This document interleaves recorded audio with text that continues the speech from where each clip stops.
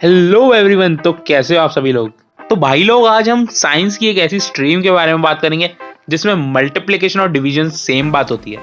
अब बायोलॉजी के बारे में तो शुरू करते हैं सेल थ्योरी से, जो बताती है कि सभी लिविंग थिंग्स सेल्स से बनी है और सभी सेल्स डिवीजन से आते हैं। एक सेल का मेन फंक्शन होता है ऑर्गेनिज्म के डाटा को स्टोर करना। ये इंफॉर्मेशन ही बताती है कि एक ऑर्गेनिज्म कैसा दिखाई देगा, ऐसा, ऐसा या फिर ऐसा। पर समय के साथ क्या होता है कि कई जीन्स बदल जाते हैं, जिसे हम नाम देते हैं म्यूटेशन, और इसी तरह ऑर्गेनिज्म का इवोल्यूशन होता है। बायोलॉजी में थोड़ा आगे बढ़े तो एक लफ्ज आता है एटॉमी करके। ये हमें बताता है कि ऑर्गेनिज्म के स्ट्रक्चर के बारे में, कि आखिरकार उसका स्ट्रक्चर बना कैसा है। वहीं दूसरी तरफ आता है फिजियोलॉजी।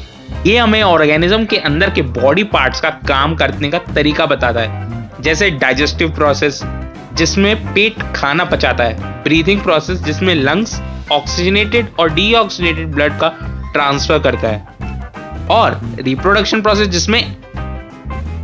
लेकिन इस पूरी धरती पे या ब्रह्मांड में हम लिविंग बीइंग कहते किसको हैं? तो यार, आप लिविंग बीइंग तभी कहलाओगे जब आप निम्नलिखित चीजों को फॉलो करते हो।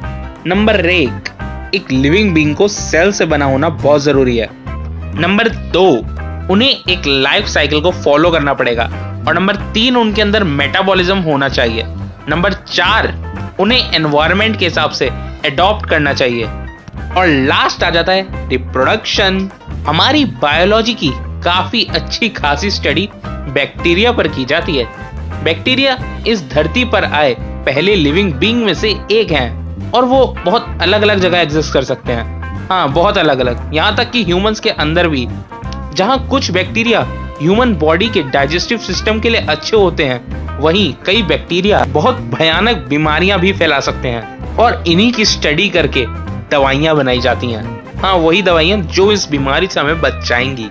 लेकिन बायोलॉजी के वाइडर व्यू में हमें पूरा नेचुरल वर्ल्ड देखने को मिलता है, और बायोलॉजी की कई अलग अलग ब्रांचेस निकल जाती हैं, जैसे कि पैलेंटोलॉजी, जिसका मतलब होता है प्राचीन चीजों के बारे में सीखना, यानी कि प्री हिस्टोरिक लाइफ। एक और ब्रांच आ जाती है जिसे हम कहते हैं इवोल्यूशनरी बायोलॉजी, जो बताती है कि सभी लाइफ फॉर्म्स कहाँ से आती हैं। बाकी के बचे हुए को प्लांट्स को बोटनी, एनिमल्स को जूलॉजी और मैरीन बायोलॉजी में कैटेगराइज कर दिया गया है।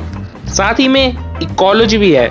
इकोलॉजी बताती है कि सभी प्लांट्स और एनिमल्स कैसे एक दूसरे से कनेक्टेड हैं। बेसिकली इकोसिस्टम के बारे में बताती है, और साथ ही बताती है फूड चेन के बारे में। साइंस को और भी ज्यादा डीपली समझने के लिए बायोलॉजी की अलग अलग स्टडीज आ जाती हैं, जैसे कि बायोकेमिस्ट्री, जो कि बॉडी के अंदर केमिकल प्रोसेस को स्टडी करती है। इन सब के अलावा बायोलॉजी में कुछ और विचित्र शब्दों का भी प्रयोग किया जाता है, जैसे कि जीन, जो कि हमें बताता है हेरिडिटी के बारे में, यानी कि हर एक ऑर्गेनिज्म की हेरिडिटी की स्टडी कराने वाले को हम कहते हैं जेनेटिक्स। फिर एक और टर्म आ जाती है जिसे हम कहते हैं एस्ट्रोबायोलॉजी, जो कि स्टडी कराती है लाइफ के पास्ट और फ्यूचर दोनों की। बाद एक और आ जाती है जिसे हम कहते हैं बायो इन्फॉर्मेशन, और इसमें हमें जानकारी मिलती है उन टूल्स के बारे में जिससे बायोलॉजी को स्टडी किया जाता है। और इसी तरह ये सिलसिला चलता ही जाता है, चलता ही जाता है, चलता ही जाता है। क्या तुम्हें और जानना है? मुझे बस इतना ही पता है भाई। ओके, इस वीडियो को बनाने के लिए जितनी भी जानकारी इकट्ठी करनी है, वो मेरे जैसे एक नॉन मेड के स्टूडेंट के लिए बड़ी ही मुश्किल की बात थी। तो इस सारी जानकारी के लिए तुम्हारी फीस है एक थम्स अप और एक सब्सक्राइब कर ही देना, और cool amazing scientific facts videos के लिए चैनल को करना सब्सक्राइब।